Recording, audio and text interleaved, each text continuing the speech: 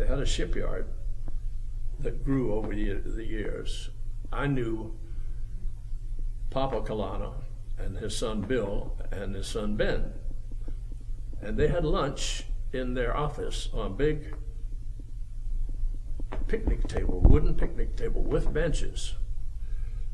And if you were standing at the outer end of the table, Papa Collano would be up against the wall and his son Bill next to him, and across from Papa was Ben. And the old man always had a standard lunch with a soft drink, and the can would drip every now and then. Ben would take a syringe and put it on the bench beside him full of ice water.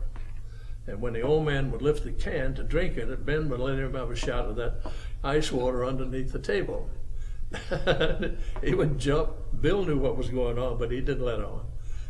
But when he wanted to party, he broke out this Lyle gun, L-Y-L-E, Lyle gun, which was used to rescue ships that were stranded on the beach. They had a weight with a line on it, and they fired this thing out, hopefully to tangle in the ship's rigging, and the crew could pull the line in and then get the breeches buoys to put. You stepped into it like a pair of pants. The French instructions were these were culottes, and you'd haul these people ashore over the surf, hopefully, and rescue as many as you could that way. Well, that Lyle gun, he had one. It was bronze, about that long, and he would stuff it with wadding and light the thing off at cocktail time when he wanted somebody to come over and drink with him. And I could see this wadding flying across the cove going out into the bay, and it would make a sound like a woo, woo, woo, woo. No shot, just the wadding. And he got one of his parties going, and you didn't leave Ben's party. You could not leave. He wouldn't let you leave it. And one of these went on until 4 o'clock in the morning. Everybody left, and he was still ready to go. So he walked down to his pier in East Cove. He had a boat pier down there, stripped off to his drawers, jumped in East Cove, and swam across to a neighbor friend, Clay Gatewood. 4 o'clock, went up, knocked on the window, and received some non-scriptural language. And he wanted Clay to come out and go party.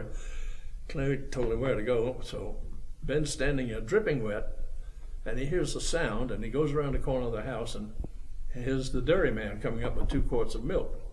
And this apparition steps out in front of the milkman, a naked guy with drawers, and he drops the quarts of milk.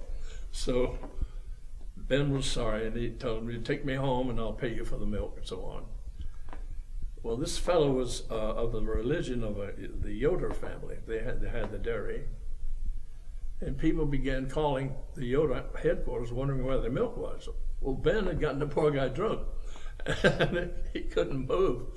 So naturally the young man was fired. But Ben, here's the other side of him, got dressed and went down to the office of the Yoders and confessed his sins, told him he got the guy didn't drink. And I don't know how you do that, but he got him drunk. And he pleaded for the man's job and got his job back. So Ben was 100%. He just, you never knew which way he was going to fly, but he was always on the stick somewhere.